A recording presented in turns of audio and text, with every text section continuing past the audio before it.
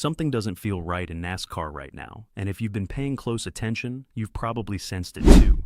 This past weekend delivered not one, but two storylines worth discussing, and both carry real weight.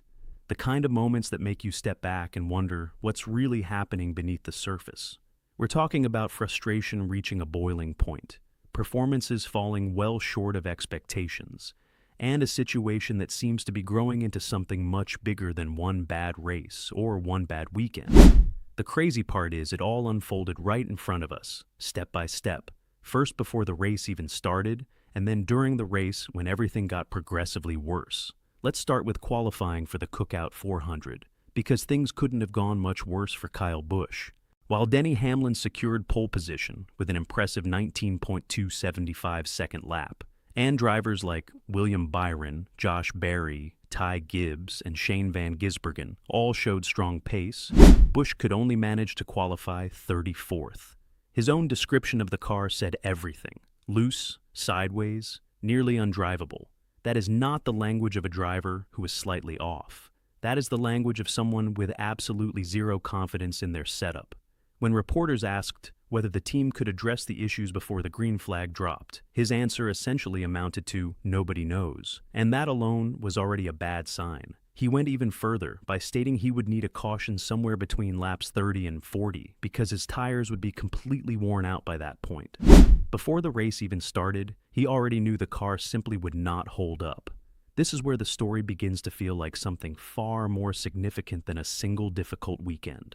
Kyle Busch has not been to victory lane since June 2023, a stretch that has now surpassed 100 races for a two-time Cup Series champion, widely regarded as one of the greatest competitors this sport has ever produced. He is driving the number 8 car for Richard Childress Racing, and the team is still searching for the speed that seems to have quietly slipped away.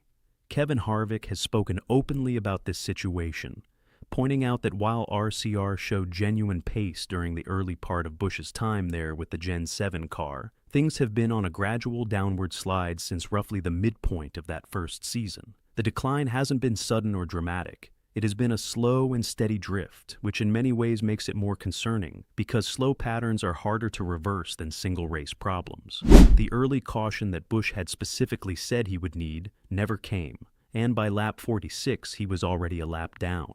His radio communications were sharp and filled with frustration, demanding more rear brake, better drive-off, and simply more control over a car that wasn't responding the way it needed to. After Stage 1, all 3 RCR cars were running 26th or worse, which makes clear that this was not an isolated problem with one setup on one car. This was a team-wide struggle playing out on one of the most demanding short tracks on the schedule. Busch entered Martinsville sitting 23rd in points, still without a single top 10 finish on the season, a statistic that genuinely does not match the resume of the driver behind the wheel. When you connect everything from qualifying through the end of the race, it tells a very clear and honest story. He knew the car was compromised. He said so publicly before the race, and then the race confirmed every single concern he had raised. The question at this point is no longer about fixing one weekend. It is about whether this team has the capability to solve something that has been building for well over a year.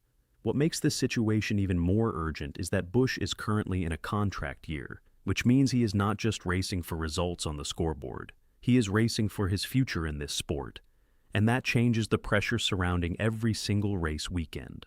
The most honest assessment is that the talent has not gone anywhere, because drivers of Busch's caliber do not simply forget how to compete at the highest level. The problem is that the equipment and team infrastructure have not kept pace with what he needs in order to perform at his best.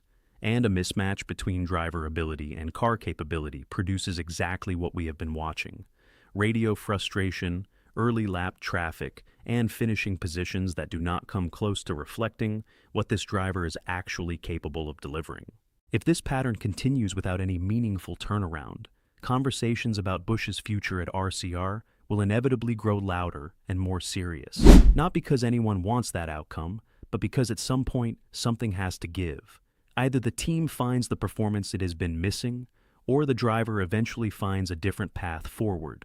That said, It would be a significant mistake to count him out entirely, because we have seen Kyle Busch engineer remarkable comebacks in circumstances that looked far more difficult than this one. But right now, after everything that unfolded at Martinsville this weekend, this genuinely feels like an inflection point for both the driver and the team. Either things start turning around in a meaningful way, or the narrative surrounding his future accelerates towards something much bigger. As fans, we are watching it all unfold in real time, and that is both compelling and honestly pretty difficult to watch.